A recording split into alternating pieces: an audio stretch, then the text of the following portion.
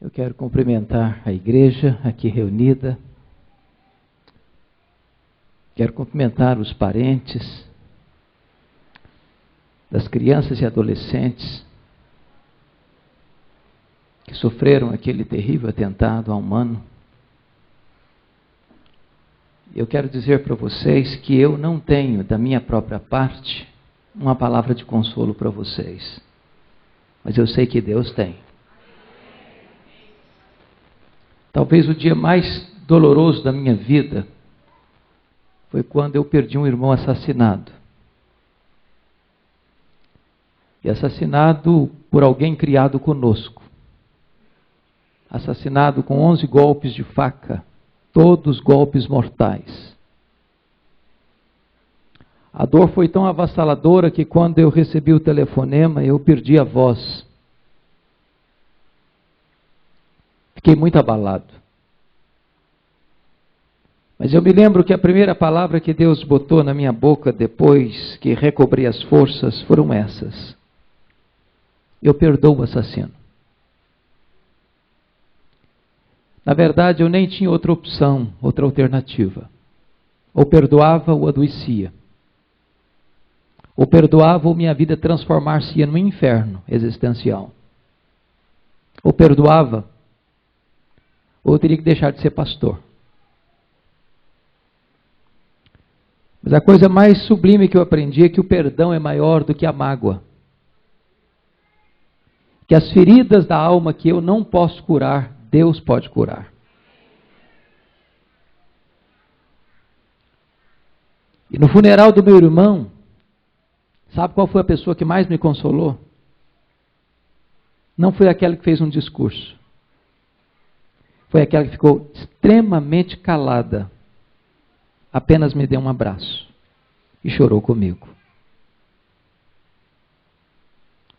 Eu sei que o que vocês estão vivendo há um ano não tem palavra humana que possa consolar vocês. Mas eu sei de uma coisa: o Deus vivo, todo-poderoso, pode curar o coração de vocês. E a minha esperança é que a palavra do Deus vivo que nós vamos expor nesta noite possa ser esse bálsamo de Deus para o coração de vocês. Meus irmãos queridos, com toda certeza podemos afirmar que a maior e mais boa notícia que a humanidade já ouviu veio de um túmulo vazio. O túmulo vazio de Cristo é o berço da igreja. A ressurreição de Cristo foi o amém de Deus ao brado do seu Filho na cruz. Está consumado. A ressurreição de Cristo é a base, o alicerce do Evangelho que proclamamos. Isso porque um Cristo vencido pela morte seria um Cristo fraco. Um Cristo impotente. Um Cristo incapaz de salvar. Mas nós não cremos no Cristo que esteve vivo e agora está morto. Nós cremos no Cristo que esteve morto, mas está vivo pelos séculos dos séculos. Desta forma, queridos irmãos, eu gostaria de apresentar a vocês esta mais importante verdade da fé cristã, para extrair dela consolo para o nosso coração nesta noite. Deixa eu colocar o contexto aqui para nós entendermos. O apóstolo Paulo está escrevendo para a igreja de Corinto. E Corinto era uma grande cidade, capital de uma província chamada Acaia, uma cidade grega. E vocês sabem que os gregos acreditavam no chamado dualismo. Matéria má e espírito bom. Para um grego, falar em ressurreição era um absurdo. Porque para um grego, a morte era a libertação da alma da prisão do corpo. Então, pensar em ressurreição, essa alma retornar a um corpo, para eles era um retrocesso. e não esperança. Desta maneira, a igreja que estava em Corinto, influenciada por esta cultura grega, estava dizendo o seguinte: bom, nós até acreditamos que Jesus possa ressuscitar, ou ter ressuscitado, mas nós não acreditamos em ressurreição de mortos. Isso estava sendo disseminado no meio da igreja de Corinto. Aí Paulo escreve esse texto que nós acabamos de ler para dizer o seguinte: bom, você não pode crer que Jesus ressuscitou e depois negar a ressurreição dos mortos. Você não pode crer na metade da verdade. Se Cristo ressuscitou, então os mortos vão ressuscitar. Se Cristo não ressuscitou, então os mortos não ressuscitam. Mas de fato Cristo ressuscitou. Portanto, você e eu podemos crer na ressurreição. Em outras palavras, a morte não tem a última palavra. A morte já foi vencida. Jesus já triunfou sobre a morte. Jesus já arrancou o aguilhão da morte. Jesus já matou a morte. E Jesus já inaugurou a imortalidade. Essa é a verdade que o apóstolo Paulo vai tratar conosco nesse momento. E eu queria olhar para esse assunto hoje da seguinte maneira: nós poderíamos olhar, por exemplo, para a ressurreição no passado como um fato histórico, versículos de 1 a 11. Nós poderíamos olhar para a ressurreição no presente como um artigo de fé, versículos 12 a 19. Nós poderíamos olhar para a ressurreição na perspectiva do futuro, como uma esperança bendita. Mas hoje, à luz desse texto, eu queria tratar 5 coisas com vocês. Em primeiro lugar, o fato da ressurreição. Segundo lugar, a importância da ressurreição. Terceiro lugar, a natureza da ressurreição. Quarto lugar, eu gostaria de tratar com vocês a ordem da ressurreição. E em quinto lugar, o tempo da ressurreição. Então, vamos olhar comigo, por gentileza, versos 1 a 11. Paulo vai falar aqui do fato da ressurreição. E ele vai dizer isso da seguinte maneira: o evangelho que ele proclamou para a igreja estava fundamentado em 3 verdades. Primeiro, Cristo morreu. Segundo, Cristo foi sepultado. Terceiro, Cristo ressuscitou. Essa é a essência do evangelho. Cristo morreu pelos nossos pecados. Cristo foi sepultado, ou seja, se ele foi sepultado, significa que ele morreu mesmo. Terceiro, ele venceu a morte. Que se ele não tivesse vencido a morte, ele não poderia ser o nosso Salvador. Essa verdade da ressurreição de Cristo é uma verdade muito perseguida durante toda a história. Por exemplo, quando você lê no Evangelho de Mateus, logo que Jesus ressuscitou,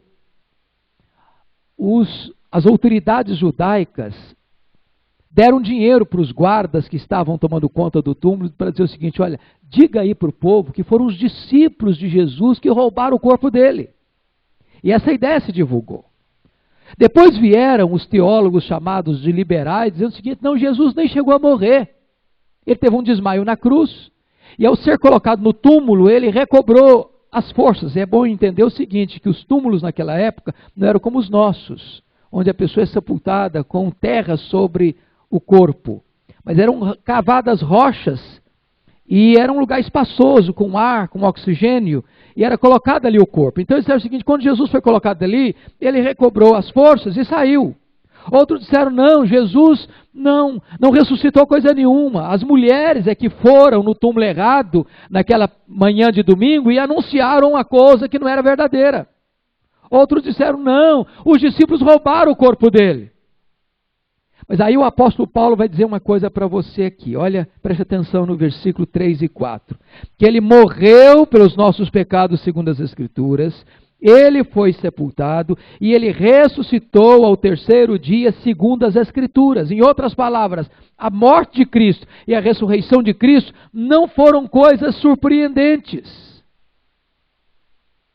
mas foram coisas previstas, profetizadas, anunciadas antecipadamente. Deus já havia dito isso, Jesus já havia alertado sobre isso. Então é um fato absoluto, inequívoco, irrefutável. Você pode, por exemplo, olhar os grandes líderes religiosos do mundo. Você pega Maomé, você pega Buda, você pega Confúcio. E você pode ir lá e visitar o túmulo deles. Mas o túmulo de Jesus está aberto. E foi aberto de dentro para fora. Ele não está lá. Ele ressuscitou. E esta é a base da nossa esperança. E agora, a partir do versículo 5, o apóstolo Paulo vai argumentar que ele não apenas ressuscitou, ele apareceu ressurreto. Primeiro para Pedro, para Cefas, depois para os 12, depois para mais de 500 irmãos, depois para Tiago, depois para todos os apóstolos, e finalmente, por mim, diz ele, Paulo. O que Paulo está dizendo aqui? É que a ressurreição de Cristo não foi um acontecimento que aconteceu em secreto, mas que foi um fato público, verificável, testemunhado. Não apenas por alguns, mas por muita gente. E quando ele vai dizer aqui por mais de 500 irmãos, dos quais alguns ainda estão entre nós, dos quais a maioria sobrevive até agora, por alguns já dormem. Em outras palavras, pense comigo no seguinte. Se Jesus não tivesse ressuscitado, e Paulo estava escrevendo um texto público, dizendo que mais de 500 irmãos viram Jesus ressuscitado, e a maioria deles ainda estava viva, se isso não fosse verdade, a ressurreição de Cristo, essas pessoas levantar-se-iam e desacreditariam o cristianismo, a fé cristã. Consequentemente, a ressurreição de Cristo é um fato histórico. Eu vou dizer para você que não é uma verdade científica. Por quê? Verdade científica é aquela que você pega uma experiência, leva para o laboratório e a repete. A ressurreição de Cristo é uma verdade judicial. Ela teve testemunhas oculares e ela produziu uma transformação na vida daquelas pessoas que foram testemunhas dessa verdade.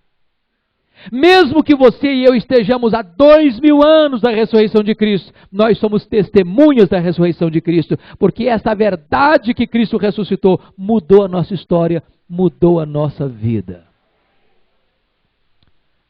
Agora vamos ao segundo ponto. Primeiro é o fato, segundo a importância. Veja comigo a partir do verso 12 até o versículo 20.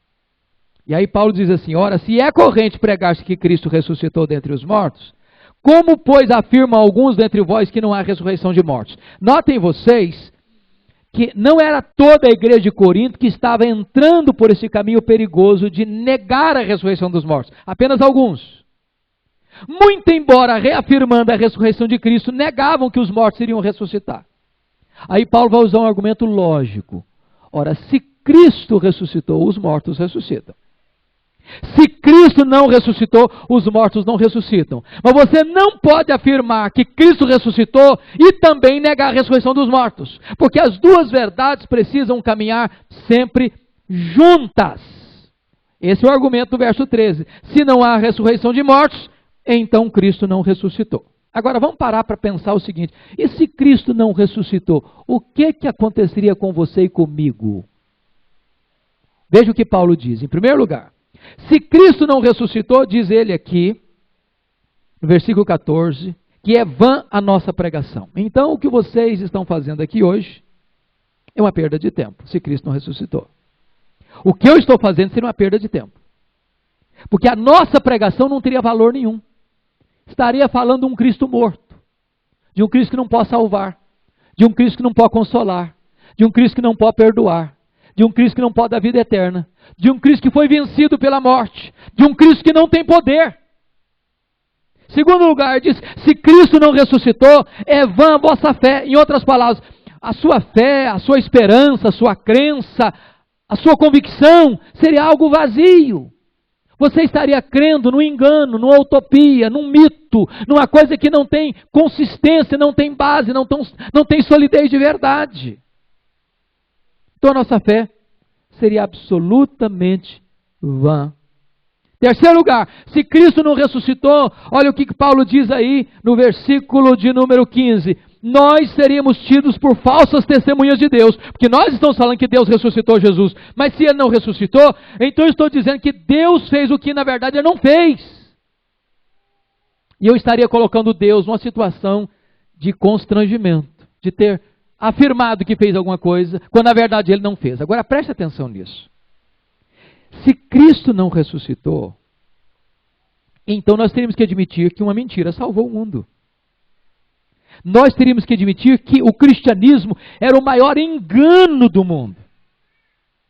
Nós teríamos que admitir uma coisa: ou Cristo é quem Ele disse ter sido, o Filho de Deus, ou então Cristo foi o maior embusteiro da história, porque Ele afirmou ser quem Ele não é.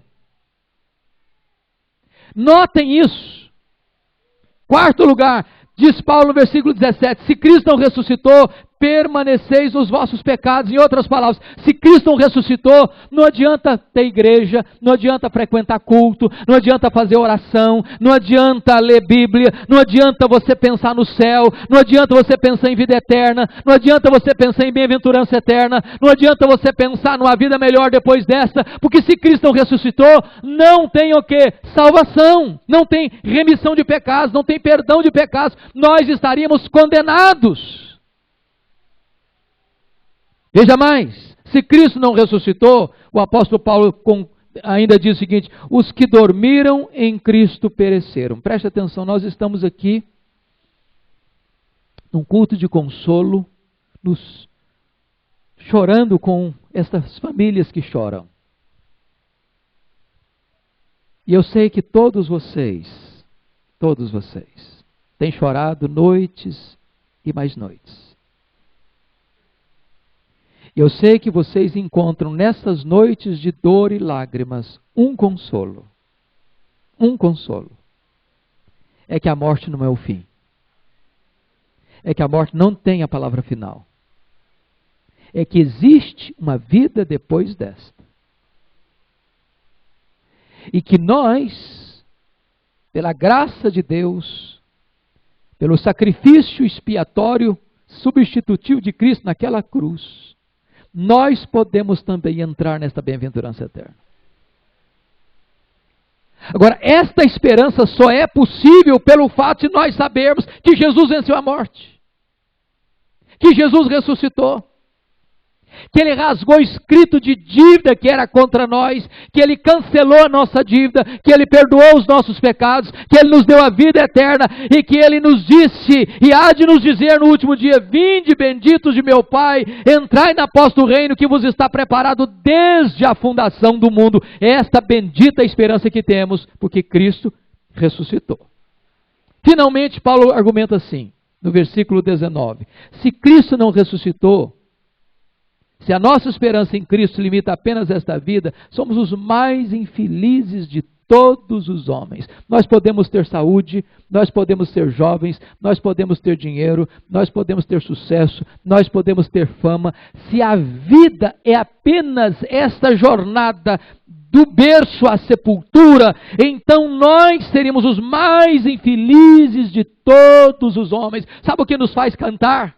Sabe o que nos faz ter ousadia? Sabe o que nos dá consolo? Não é o fato de nós termos dinheiro, termos saúde, termos amigos, termos família, termos igreja. O que nos dá consolo é a certeza e a convicção de que a nossa pátria não é aqui, a nossa herança não está aqui, a nossa cidade celestial não está aqui, o nosso lar não está aqui. Nós caminhamos para a pátria celeste, nós caminhamos para o céu, para a bem-aventurança eterna, para um consolo eterno, onde não vai ter dor, onde não vai ter lágrimas, ou não vai ter mais gemidos, ou não vai ter mais luto, ou não vai ter mais cortejo fúnebre, ou não vai ter mais atentado, ou não vai ter mais choro. Nós caminhamos para um lugar onde toda lágrima será enxugada. Essa é a verdade que nos traz consolo. Mas uma terceira verdade no texto que eu quero explorar com vocês. Agora é a ordem da ressurreição. A partir do verso 20, parte B, até o versículo 34, Paulo diz aqui: mas de fato Cristo ressuscitou dentre os mortos, sendo ele as primícias dos que dormem. Versículo 23. Cada um, porém, por sua própria ordem. Cristo as primícias, depois os que são de Cristo na sua vinda. Aí você pode perguntar o seguinte: bom, mas se Cristo é a primícia, ou as primícias dos que dormem, a palavra dormir aqui, gente, está se referindo às pessoas que morreram. Por que a Bíblia usa a palavra dormir para quem morreu? Por quê? Porque dormir significa que a pessoa vai acordar. É um tempo passageiro. Vai acordar. E quando é que se vai acordar? É na gloriosa ressurreição. Agora, Paulo está dizendo que Jesus é as primícias dos que dormem. Como assim? Se você tem relato de gente que ressuscitou lá no Velho Testamento, por exemplo, no ministério de Elias, você tem uma pessoa que ressuscitou. Depois Eliseu ressuscitou uma pessoa. Depois de morto, Eliseu ainda ressuscitou um homem. Quando jogaram o cadáver na cova de Eliseu, ao tocar os ossos de Eliseu, aquela pessoa ressuscitou. No ministério de Jesus, nós temos 3 ressurreições. Filho da viúva de Naim, a filha de Jairo e Lázaro. No ministério dos apóstolos, você tem Dorcas, que Pedro ressuscitou. Você tem Eutico, que Paulo ressuscitou. Então, por que a Bíblia está dizendo que Jesus é as primícias dos que morreram? Sabe por quê? Porque todas essas pessoas que ressuscitaram na história voltaram a morrer. Ressuscitaram para um corpo mortal. Mas Jesus foi o primeiro que ressuscitou com um corpo imortal. Ele nunca mais vai voltar a morrer. E então ele abriu a fila. Ele puxou essa fila. E porque ele venceu a morte, porque ele matou a morte, porque ele triunfou sobre a morte, porque ele arrancou o aguilhão da morte, agora ele é o primeiro. Quando serão os outros? Na sua segunda vinda. Quando a trombeta de Deus ressoar. Quando os mortos ouvirem a voz de Cristo, eles se levantarão dos túmulos para serem tomados da imortalidade. Um corpo que não vai ficar mais velho, que não vai ficar mais cansado, que não vai ficar mais doente, que não vai ter mais tristeza, que não vai ter mais angústia. Um corpo semelhante ao corpo da glória do Senhor Jesus. Essa é a nossa esperança. Essa é a nossa convicção. Aí, veja comigo o argumento de Paulo. Chega no verso 29, tem muita gente que olha para esse texto e tem muita dificuldade em entendê-lo. Porque notem vocês que alguns estavam afirmando, conforme o versículo 12, que os mortos não ressuscitavam. Aí Paulo vai argumentar da seguinte maneira com eles: de outra maneira, que farão os que se batizam por causa dos mortos? Se absolutamente os mortos não ressuscitam, por que se batizam por causa deles? Aí você pode pensar: meu Deus, será que Paulo está dizendo então que eu devo me batizar em intenção de um parente meu que morreu? É isso que Paulo está ensinando? O que está acontecendo aqui? Por que Paulo está evocando esse texto? Paulo não está apoiando esta prática não é cristã, essa prática não tem base bíblica. Em outras palavras, nenhum de nós pode levar para o céu a tiracolo uma pessoa. O pai não pode levar o filho, a mãe não pode levar a filha, o marido não pode levar a mulher não pode levar o marido, os pais não podem levar os filhos. A porta do céu é uma porta que só entra um por vez. Cada um de nós é uma relação pessoal, particular.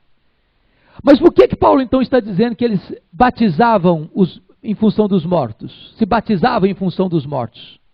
O que Paulo está argumentando com eles é o seguinte: Paulo está dizendo o seguinte: vocês tinham uma prática errada, mas agora vocês estão sendo incoerentes, inconsistentes. Como é que vocês dizem que os mortos não ressuscitam e vocês estão se batizando em favor dos mortos? Ora, se vocês não creem em ressurreição de mortos, por que vocês estão se batizando em favor deles? Não faz sentido o que vocês estão fazendo. Paulo só está pegando uma prática deles que não era correta para dizer que a crença deles de que os mortos não ressuscitavam não fazia sentido com essa prática que eles estavam adotando. Aí Paulo prossegue no texto e diz o seguinte: e por que também nós nos expomos a perigos a toda hora? Dia após dia morro, eu protesto, irmãos, pela glória que tenho em vós outros, em Cristo Jesus nosso Senhor. Se como homem lutei em Éfeso com feras, que me aproveita isso? Se os mortos não ressuscitam, comamos e bebamos, porque amanhã morreremos. Ele está dizendo o seguinte: por que eu sofro? Por que uma pessoa é capaz dos maiores sacrifícios, até de martírio, por causa da sua fé? Pense comigo nos mártires do cristianismo, jogados para as arenas, para os leões comerem, jogados nas arenas para serem traspassados pelas espadas dos gladiadores. Por que eles enfrentavam feras? Porque eles acreditavam o seguinte, que o homem pode matar o corpo, mas não pode matar a alma. O ser humano foi criado à imagem e semelhança de Deus. E nós não somos um corpo que tem uma alma, nós somos uma alma que tem um corpo.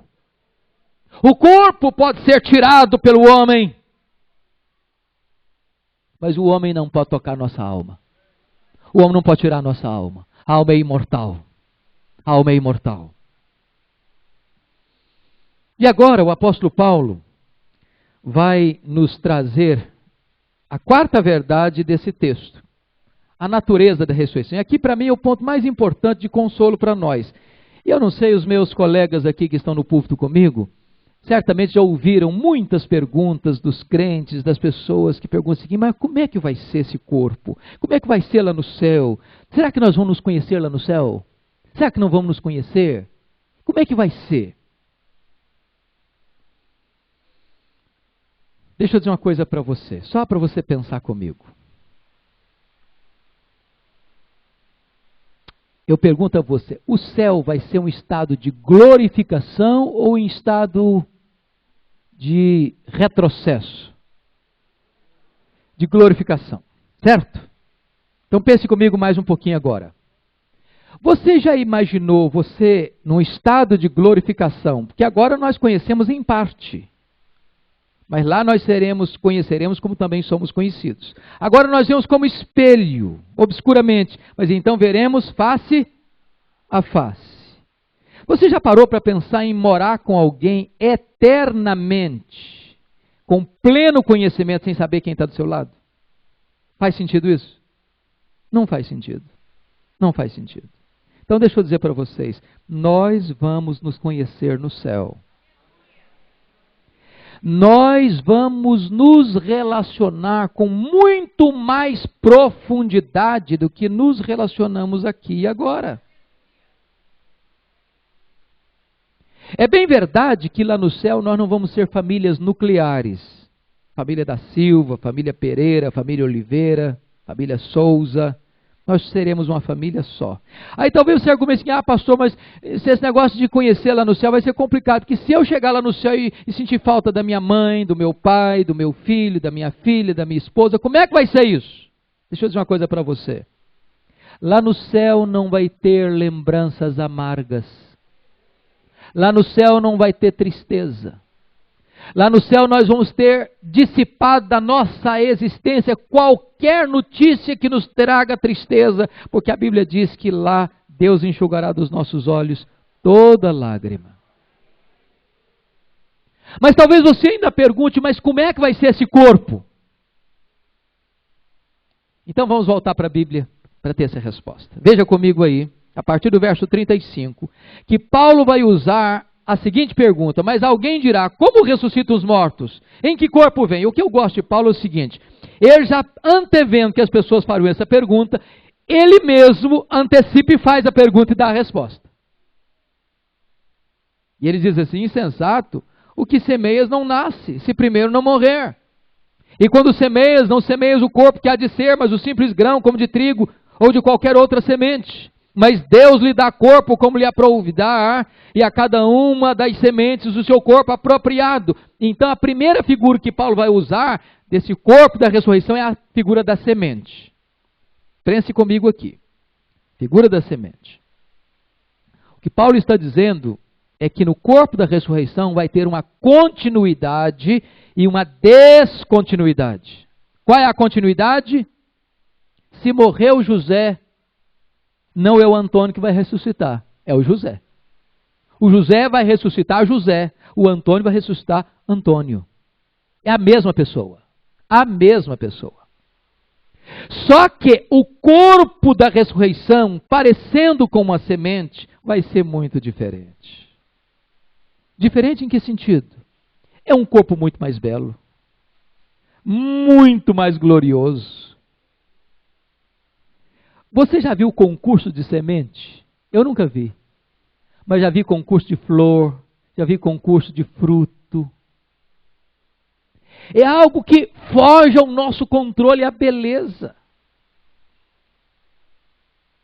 Como é que vai ser esse corpo? Esse corpo vai brilhar como o sol no seu fulgor. Esse corpo vai brilhar como as estrelas eternamente. Esse corpo da ressurreição será semelhante ao corpo da glória do Senhor Jesus. É algo que foge ao nosso controle de entender a beleza que vai ter esse corpo. É como a semente, que você semeia, uma semente tão minúscula, e quando brota é uma planta bonita, viçosa, cheia de vida, que floresce, que frutifica. Vai ser assim. Olhe comigo o que Paulo argumenta, versículo 42. Pois também assim a ressurreição dos mortos, semeia esse corpo na corrupção, ressuscita-se na incorrupção. O que significa isso? Esse corpo aqui se corrompe em que sentido? Ele fica cansado, ele fica doente, ele fica velho. Ele tem defeito físico. As nossas pernas vão ficando bambas, os nossos joelhos trôpegos, as nossas mãos descaídas, os nossos olhos embaçados. Dizem os entendidos que cada fio de cabelo branco que brota na nossa cabeça é a morte nos chamando para um duelo. Eu acho que até um exército acampado ao meu redor.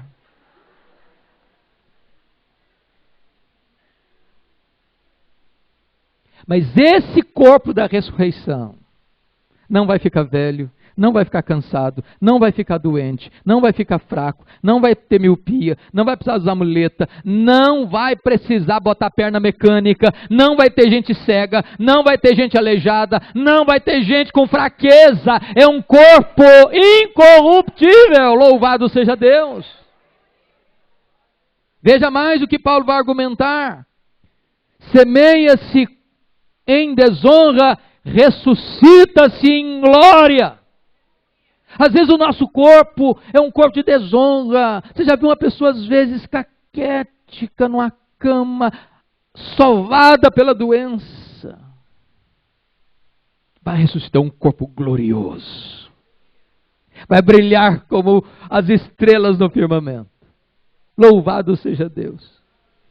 Veja comigo ainda, Paulo diz assim, ressuscita-se, semeia-se em fraqueza, ressuscita-se em poder.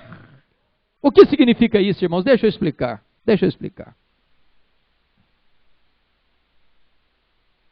Lembra do corpo de Jesus? Jesus, quando ressuscitou, ele saía da Judéia, Jerusalém, e aparecia lá na Galileia, numa questão de segundos. 200 quilômetros, sem precisar andar.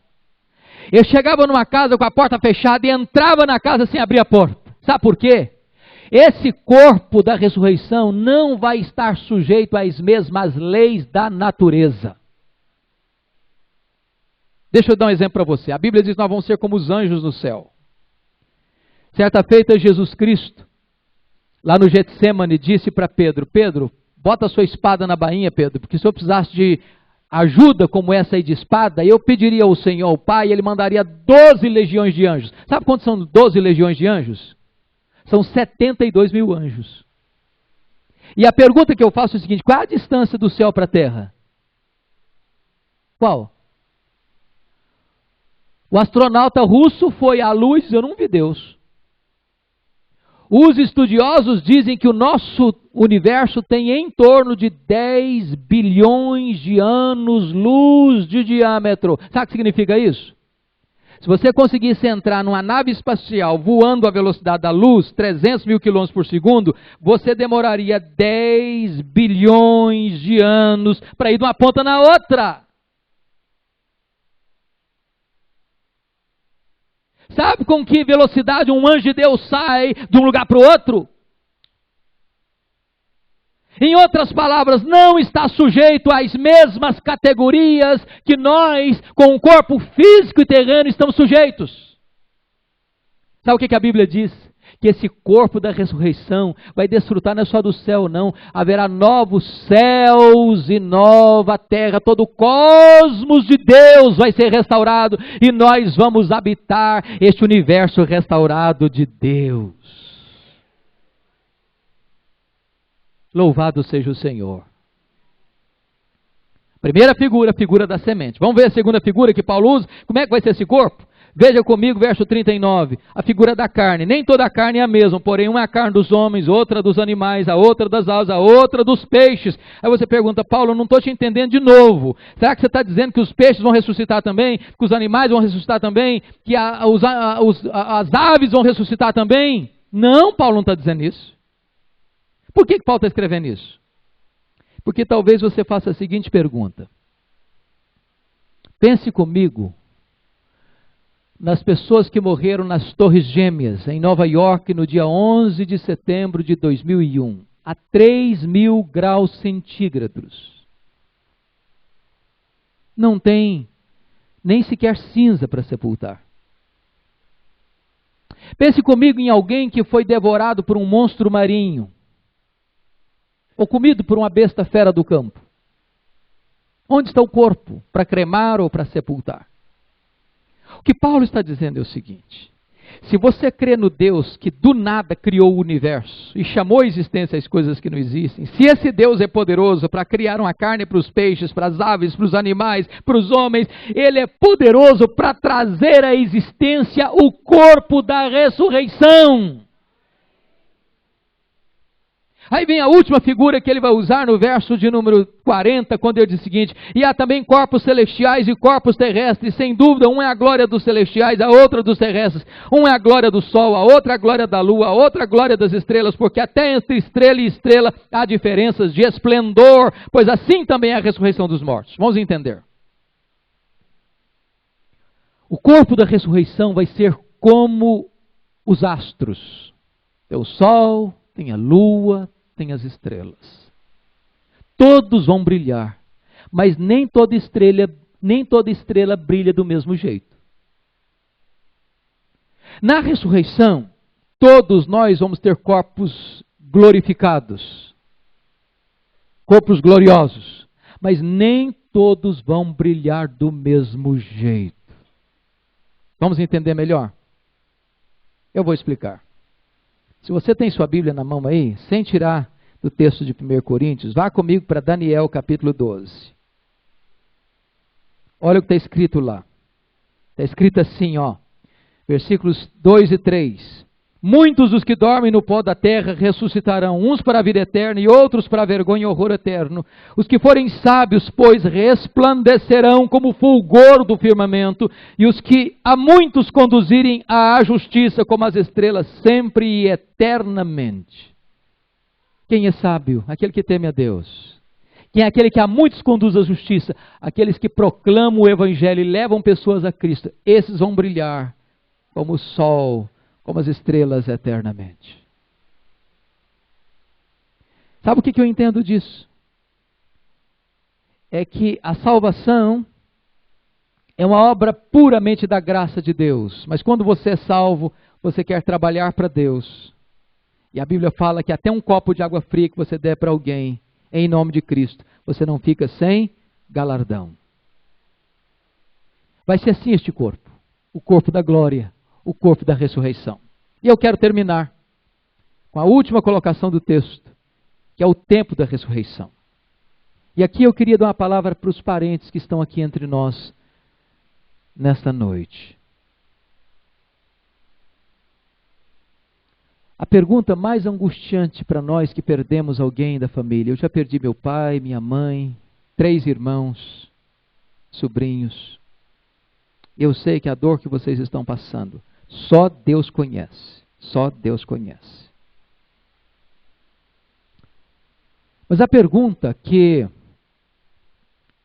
nós fazemos é esta: a pessoa que morre em Cristo, ela está em alguma desvantagem em relação aos que estão vivos, à luz da fé cristã? O que acontece quando uma pessoa morre? Ela fica vagando? Ela vai para um lugar de tormento?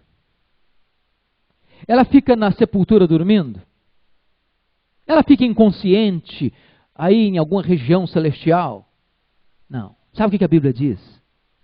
Quando alguém morre em Cristo, morrer é deixar o corpo e habitar com o Senhor.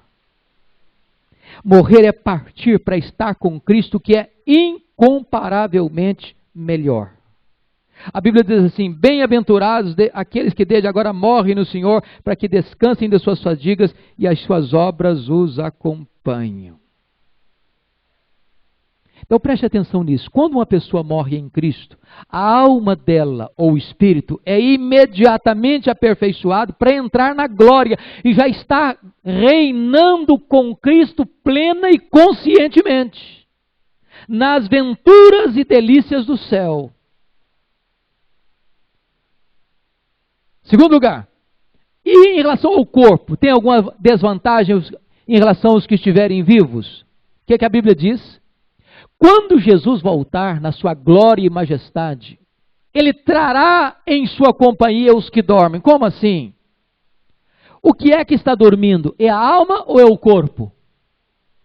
Que está dormindo não é a alma não dorme.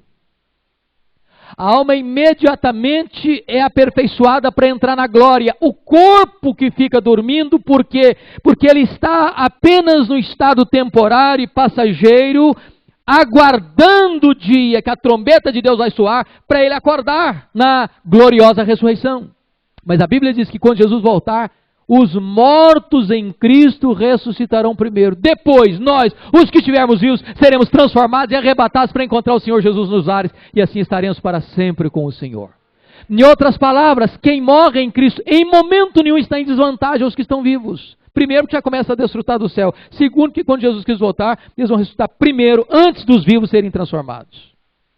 Meus irmãos, sabe o que Paulo diz? Consolai-vos uns aos outros com estas palavras.